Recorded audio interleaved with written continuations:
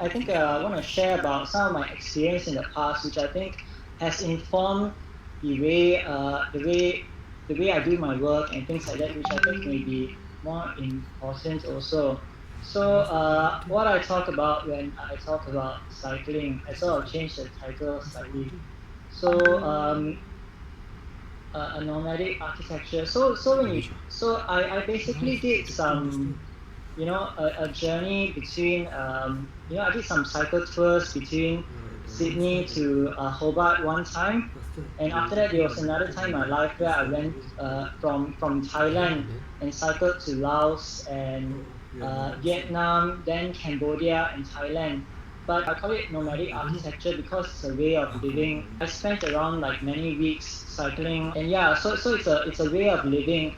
So I think I wanted to highlight with the comparison between settled societies and also nomadic societies. So in this presentation, I'll present some a bit of what I've done, like cycle touring and living, like essentially because you have to travel light and things like that, and also comparing like settled, highlighting settled ways of living and also nomadic ways of living, because it reoccurs in different cultures, societies in the world. However, we are very used to the settled way of living. Several case studies. I think I was inspired by, it started in university. I had this lecturer, Richard Lepastria, who was teaching, who spoke about the landscape a lot. Even he had this beautiful way of describing the landscape. He was longing for this connectivity, this connection with the landscape. He described the landscape as a room, and after that, a room with cliffs, a room with where the level of the water would change, the tides would change over the cycle of the moon and things like that. So you are living in this large room. This is his house at Levert Bay, and I'm very inspired by the way he lives his life very deliberately also. And if you see his plan, it's one room, and after that, one thing you notice is they live in that one room, and they work in that one room, and it's sort of like a multi-purpose space, but it forces you to pack and unpack your things depending on the function of the space, so that you don't live excessively, and to control the way you live.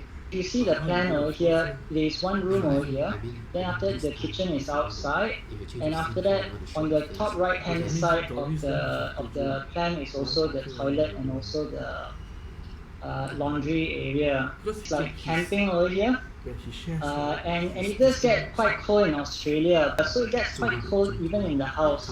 So what do you do when it gets very cold? You have more clothing and more blankets, and you're cooking outside also, even though it's cold. But it's this way of living that sort of like it's this way of architecture that sort of builds your character, it builds your person to be a lot stronger, and after that, yourself to be a lot stronger, and also, more flexible and more adaptable, which is something that, nowadays is very lacking. We are demanding more when it comes to building. So it's a very simple way of living, and this sort of inspired me in camping and wanting to learn this way of living. And after that, I was in Australia. I spent some years. I was working in Australia for 2 years in Sydney. But while I was working, I was also during my free time. I went to spend some time at a recycling workshop. So what they do is they collect old bicycles and old abandoned bicycles and parts and things like that, and they sort it out. They sort out the parts that's working. I think when I was in Australia, I was very interested in utility cycling, where I cycled around to get to work and things like that. At the same time, over here, you sort of learn how to become a bike mechanic also. And I think the people I met over here, right, there's a certain ingenuity towards them, So the way they do things is very informal. So you got old bicycle parts, you got new bicycle parts, and all the parts are all slightly different. And you connect things together to make it work again. So it's like different ways of solving problems, with what you have. And I thought what's interesting while I was there is also because you have all these different bicycle parts, right? Even the tools. This one over here, the right picture over here is actually we customize a screw to create a track on a screw actually. So what's happened was like a screw was worn off, then we carve out a new tool for us to use that probably does not exist, but we invent tools ourselves to fix a certain bicycle. The bicycle that I was taking for touring, right? And after that, what I did was I I sort of got a bicycle secondhand, and after that I changed all the parts myself. So um, so I bought new parts, and after that the bicycle is reassembled by myself also. So this was the way I was living last time, and so I wanted to experience it myself. And another case study is probably the Mongol nomads, the Berbers in Morocco, and also the the Maasai people of Africa. So there are people like that whose whole life, right, who is not about settlement. They have to move around. Uh, the notion of the way they live is the journey, and they have to move around for survival, and they move around depending on the seasons. So they are mostly pastured people, so they have to move their cattle from one side of the land to another side of the land. So it's just a picture of a Mongolian family in the way they move. And I think there's a TED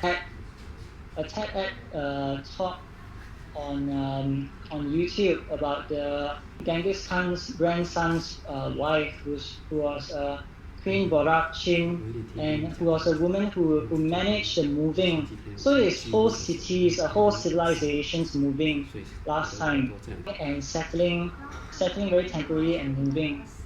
But if you watch the tech animation, right, you see that Borakchin is also, she does a lot more than managing the move, but she is also very hands-on the ground.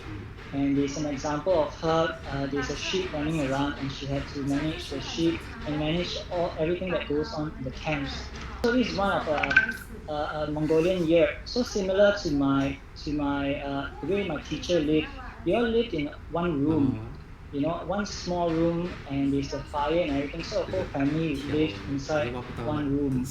And moving on, the essentials, what I need when I go on my cycle tour is I have to travel light. So it's like a learning process of what I really need, and it's just I only got like 2 pairs of clothes. Then the other things were my winter clothing, and also the rain gear and things like that. And I also need other tools just in case my bicycle has a tire puncture or things like that, and tools for cooking. And the rest is water and food. So because water and food is quite heavy, So this is an example when I need to repair the bike on the road, and also I have a solar panel. So if you're wondering like where do I get energy, so I do have like a solar panel. I have like a little home on my bicycle already, and moving on. And also raining during the rain also. These are some of the conditions that you have to prepare for. So my first cycle tour, it was between Sydney to Melbourne, and after that in Tasmania. So I think the cycle tour also, it's like learning about ways of seeing, ways of observing, So on a bicycle you get to experience things much slowly, and also opposed to being in a car or being on a motorbike, also you get to feel the change of the landscape. So while cycling, there's this different change of terrain. So it's like moving from the ocean all the way to the mountains. I like being on the bike, and after that transitioning from the wilderness, and after that to the urban peripheries, and after that into the city also. So this is a bit of the landscape, and also a bit of like the other cyclists. Sometimes you meet other cyclists also. So camping, finding settlement, a place to stay, settle every day, And this one thing we do is self-camping. Self-camping, it means like you try not to be spotted by people, and so you try to pick a good camp spot at the side of the road. Okay, moving on. So I think you learn a lot. You learn a lot when you are looking for a campsite. These are some of the things that I'm thinking about. It's about prospect and refuge, and it applies to the way you build things also. It's the basic living and to be comfortable. So you got refuge from the enemies behind you, or maybe the weather that's coming behind, and you have prospect, which is the view in front of you. So the other tour that I did was in Indochina, which was started in Chiang Mai in Thailand. Then after that, this tour is a mix of boats and bus rides also. And eventually, you go through Laos and Vietnam, Cambodia, and all the way to Thailand. So this whole tour was like, I think 8 weeks or something like that. It was around 8 weeks, around 2 months, and I think around like 2,000 something kilometers. And one of the things you notice over here is like your cultural geography, the cultural landscape of the place also.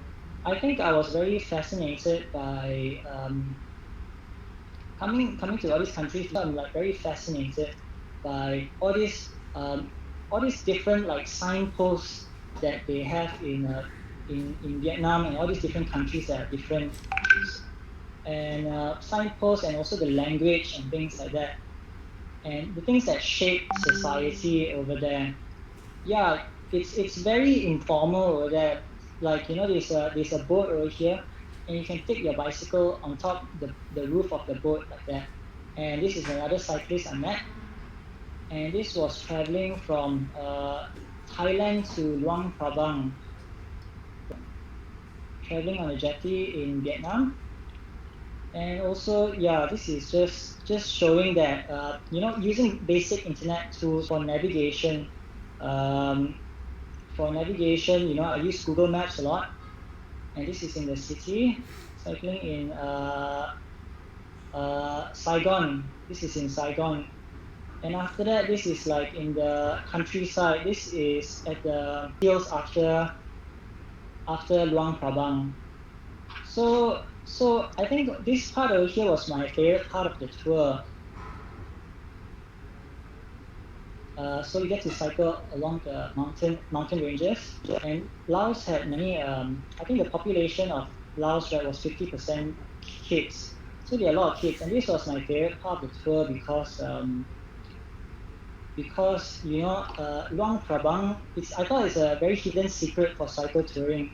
While traveling on a motorbike also, is that the people over here when you're cycling, they sort of relate to you. This sort of experience you don't get while you're driving a car, or when you're moving from like tourist attraction to tourist attraction, So this is one of the guest house I stayed at Hill Kacham. Private spaces opening up to the public, So this is where I lived in the guest house for a few days also. And this is the conditions, cycling through the hillside, This is the villages. These are the villages. This is a map of when I was traveling in Cambodia, and sometimes I cycle into these very rural areas, and you get into situations like that where